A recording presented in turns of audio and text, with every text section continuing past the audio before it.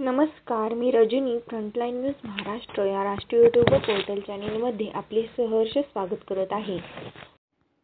Motorcycle अपघातात अल्पवयीन चालक ठार।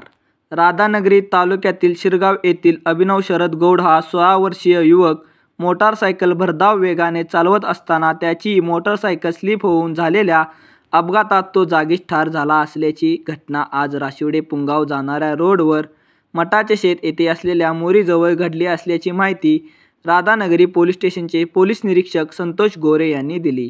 याबाबत अधिक माहिती अशी की शिरगाव येथील अभिनव शरद गौड हा 16 वर्षीय युवक आपली मोटारसायकल नंबर MH09 FK0018 ही घेऊन भरधाव वेगाने राशिवडे खुर्द ते पुंगाव जाणाऱ्या रोडवरील मठाचे शेत येथील मोरीजवळ दिनांक 30 जानेवारी रोजी रात्री 10 ते 31 जानेवारी पहाटे 4 वाजण्याच्या सुमारास मोटारसायकल स्लिप होऊन झालेल्या अपघातात तो जागीच ठार झाला।